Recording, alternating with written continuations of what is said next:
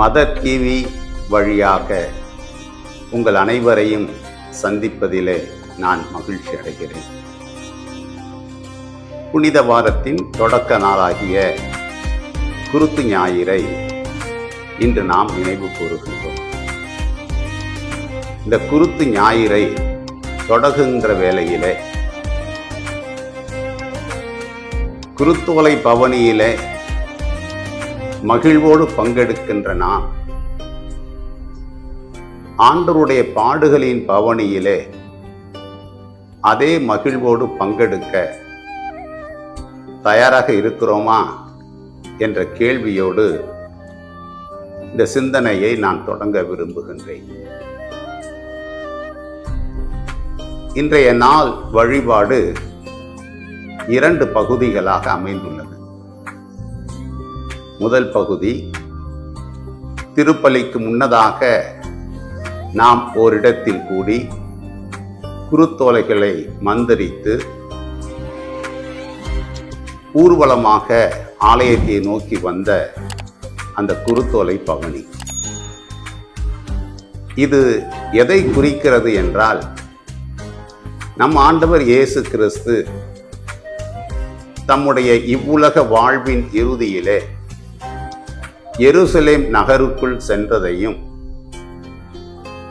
மக்கள் அனைவரும் மகிழ்வோடு கூடி குருத்தோலைகளை ஏந்தி மகிழ்ச்சியோடு அவரை வரவேற்றதையும் நமக்கு நினைவுபடுத்துகின்றது. இரண்டாவது பகுதி, ஆண்டவருடைய பாடுகளை நினைவு கூற அழைக்கின்றது. திருப்பலியில் வாசிக்கப்பட்ட வாசகங்களின் வழியாக ஆண்டவருடைய பாடுகளை நாம் நினைவு கூற இந்த நாள் அழைக்கிறது. எனவே இன்றைய வழிபாட்டை நம் தாய் திருச்சபை குருத்து ஞாயிறு என்றும், பாடுகளின் ஞாயிறு என்றும், அல்லது பாடுகளின் குருத்து ஞாயிறு என்றும் அழைக்கிறது. இதன் மூலமாக குருத்தோலை பவனிக்கு முக்கியத்துவம் கொடுக்கிறது.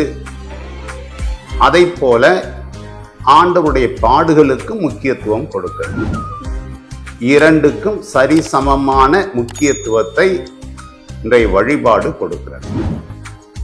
ஒருவேளை நான் ஒரு பகுதிக்கு முக்கியத்துவம் கொடுத்துவிட்டு இன்னொரு பகுதிக்கு முக்கியத்துவம் கொடுக்காமல் இருப்போம் என்றால் அது தவறு என்பதை நாம் உணர்ந்து கொள்ள வேண்டும். முதல் பகுதியாகிய குருத்தோலை பவனியை குறித்து நாம் சிந்திப்போம். நம் ஆண்டவர் இயேசு கிறிஸ்து வெற்றி வீரராக எருசலேமுக்கு நுழைந்ததையும், மக்கள் அனைவரும் மகிழ்வோடு அவரை வரவேற்றதையும் இந்த நாளில் நாம் நினைவு கூறுகிறோம். அக்காலத்திலே அரசர்கள் வெற்றி பெற்று தங்களுடைய நாடுகளுக்கு திரும்புகையிலே மக்கள் எல்லாரும் மகிழ்வோடு ஒன்று கூடி கைகளிலே குருத்தோலைகளையும் மரக்கிளைகளின் தளிர்களையும் உயர்த்தி பிடித்து அவர்களை வரவேற்பது வழக்கம். இந்த அரசர்கள் வெற்றி பெற்று வருகிறார்கள் என்றால் அந்த வெற்றி என்ன வெற்றி? அண்டை நாடுகளின் மீதோ எதிரி நாடுகளின் மீதோ போரிட்டு பெறுகின்ற வெற்றி. இந்த போரிலே அவர்கள் எதிரி நாட்டின் மக்களை கொன்று குவிக்கிறார்கள், கொள்ளையடிக்கிறார்கள். திரும்பி வருகிற பொழுது மக்கள் அவரை வரவேற்கிறார்கள். இன்று ஆண்டவர் இயேசு கிறிஸ்து வெற்றி வீரராய் நுழைகிறார் என்றால் அவர் பெற்ற வெற்றி என்ன? எதை அவரது வெற்றி என்று நாம் கூறுகிறோம்?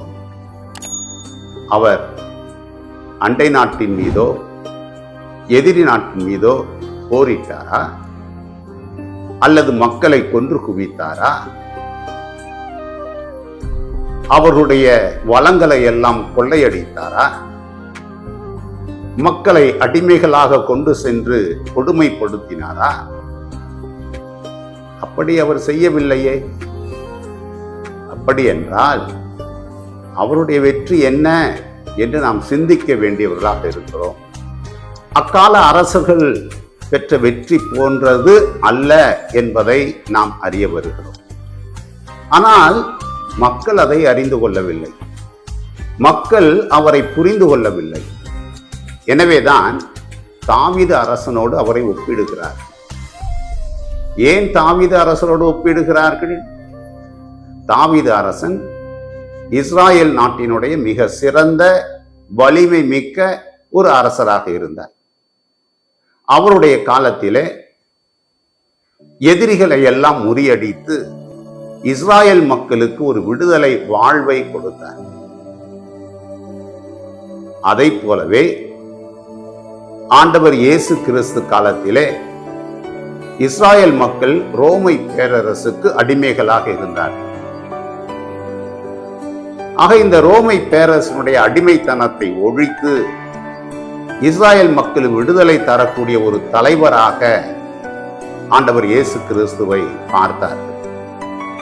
எனவேதான் அவரை இவ்வளவு ஆர்ப்பரிப்போடு அவரை அழைத்து வருகிறார்கள். இது மக்கள் அவரை தவறாக புரிந்து கொண்டார்கள் என்பதை உணர்த்துகின்றது. ஆனால் நாம் ஆண்டவர் இயேசு கிறிஸ்துவினுடைய வாழ்வையும் அவருடைய வாழ்வின் நோக்கத்தையும் அவர் பெற்ற வெற்றியையும் சரியாக புரிந்து கொள்கிற பொழுதுதான் அவருடைய உண்மை மக்களாக நாம் வாழ முடியும். ஆண்டவர் இயேசு கிறிஸ்துவினுடைய வெற்றி என்பது அவருடைய இவ்வுலக வாழ்வின் நோக்கத்தை, இவ்வுலக வாழ்வுக்கு வந்ததின் நோக்கத்தை அவர் நிறைவு செய்கிறார். ஒரு நோக்கம் நிறைவடைகிறது என்றால் அதுவும் கூட ஒரு வெற்றி தான். ஆண்டவர் இயேசு கிறிஸ்து எதற்காக இவ்வுலகிற்கு வந்தார்? அவரே சொல்கிறார், இறை ஆட்சியை நிறுவ வந்தேன் என்று சொல்லுகின்றார். இந்த இறை ஆட்சியை இந்த சமூகத்திலே அவர் நிறைவு செய்வதற்கு எடுத்துக்கொண்ட வழிமுறைகள் லூக்கா நற்செய்தி 18வது அதிகாரத்திலே தன்னுடைய பணி வாழ்வின் தொடக்கத்திலே இவ்வாறு அவர் சொல்கிறார். ஏழைகளுக்கு நற்செய்தி அறிவிப்பது, ஒடுக்கப்பட்டோருக்கு உரிமை வாழ்வை வழங்குவது, சிறைப்பட்டோருக்கு விடுதலை கொடுப்பது, பார்வையற்றோருக்கு பார்வையை கொடுப்பது, இறைவனுடைய அருள் தரும் காலத்தை மக்களுக்கு அறிவிப்பது என்று அவர் நமக்கு சொல்லுகின்றார். இந்த நோக்கத்தை அடைவதற்கு முழு முயற்சியோடு அவர் செயல்பட்டார். அதனால் பல எதிர்ப்புகளை அவர் சந்தித்தார். இருப்பினும் அவர் பின்வாங்கி போகவில்லை. முழு உற்சாகத்தோடு இறை தந்தையினுடைய வழிநடத்துதலோடு இதை செயல்படுத்தினார். எளியவருக்கு நற்செய்தி, ஒடுக்கப்பட்டோருக்கு உரிமை வாழ்வு என்று சொல்லுகிற பொழுது ஆண்டவர் இயேசு கிறிஸ்துவின் காலத்திலே பொருளாதாரத்தில் நலிந்தவர்கள் மட்டுமல்ல, அன்றைய சமூகத்திலே தாழ்த்தப்பட்டவராக, ஒதுக்கப்பட்டவராக, தீண்டத்தகாதவராக, பார்க்கக்கூட தகுதியற்றவராக வாழ்ந்த ஒரு சமூகம் இருந்தது. சமாரியர் என்று அழைக்கப்பட்டார். வரி தண்டுவோர் என்று இன்னொரு சமூகம் இருந்தது. இவர்களோடெல்லாம் யூத மக்கள், பரிசேயர்கள், மறைநூல் அறிஞர்கள் அவர்களோடு உறவு கொள்வதில்லை. யோவான் நற்செய்தி 4வது அதிகாரத்திலே சமாரிய பெண்ணும் நம் ஆண்டவர் இயேசு கிறிஸ்துவும் உரையாடிய அந்த உரையாடலிலே அந்த சமாரிய பெண் கேட்கிறார், நீர் ஒரு யூதராய் இருந்தும் என்னிடம் குடிக்க தண்ணீர் கேட்பது எப்படி என்று கேட்கிறதின் வழியாக யூதர்கள் சமாரியரிடம் தண்ணீர் கூட வாங்கி குடிக்க மாட்டார்கள் என்பதை நாம் அறிய வருகிறோம். அதை போலவே பரிசேயனும் வரி தண்டுபவனும் ஆலயத்திற்கு ஜெபிக்க செல்லுகின்ற அந்த நிகழ்விலே பரிசேயன் சொன்ன வார்த்தைகளை எல்லாம் பாருங்கள். வாரத்தில் 2 முறை நோன்பு இருக்கிறேன் என்கிறான். 10ல் ஒரு பகுதியை நான் கொடுக்கிறேன் என்கிறான். கடைசியாக அங்கு நிற்கிற அந்த வரி தண்டுபவனை போல் அல்ல நான் என்று சொல்லுகின்றான்.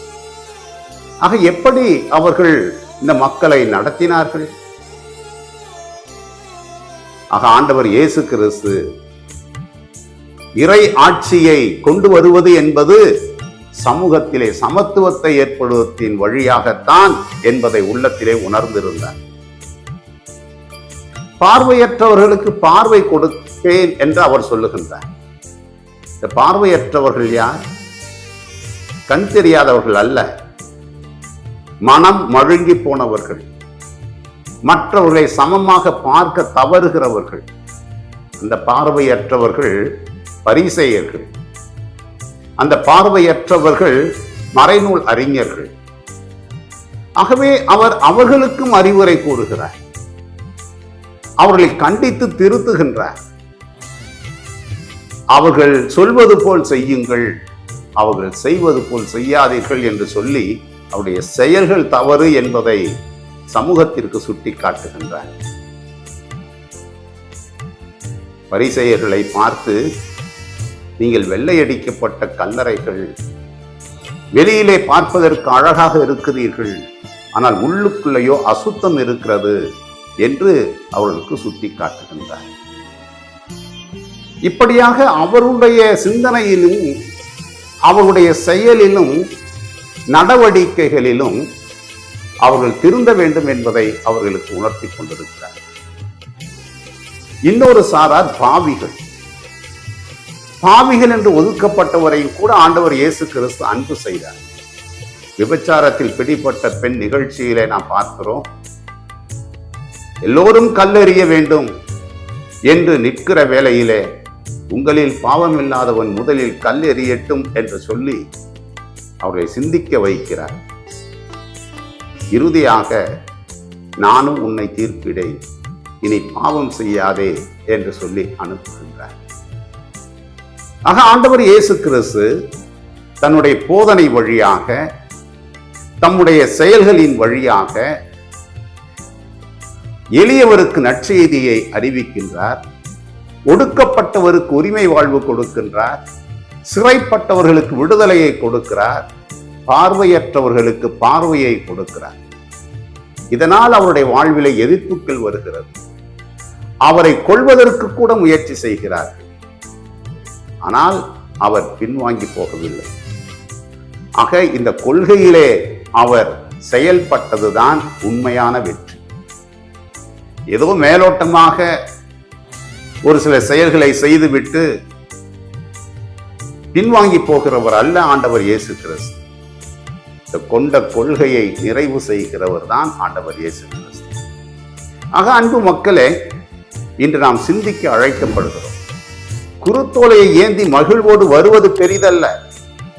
ஆண்டவர் இயேசு கிறிஸ்துவோடு இணைந்து சமூகத்திலே இறை ஆட்சியை நிறுவுவதுதான் முதன்மையானது. அந்த பணிக்குத்தான் இன்று ஆண்டவர் நம்மை அழைக்கிறார். அந்த பணி வாழ்வின் உச்சத்தை தான் இந்த புனித வாரத்திலே நாம் கொண்டாட இருக்கிறோம். ஆக நாம் சிந்திப்போம். குருத்தோலை பவனியிலே பங்கெடுக்கிற நாம் அதே மகிழ்வோடு ஆண்டவருடைய பாடுகளின் பவனியிலே பங்கெடுக்க தயாராக இருக்கிறோமா? சிந்திப்போம், செயல்படுவோம். ஆமென்.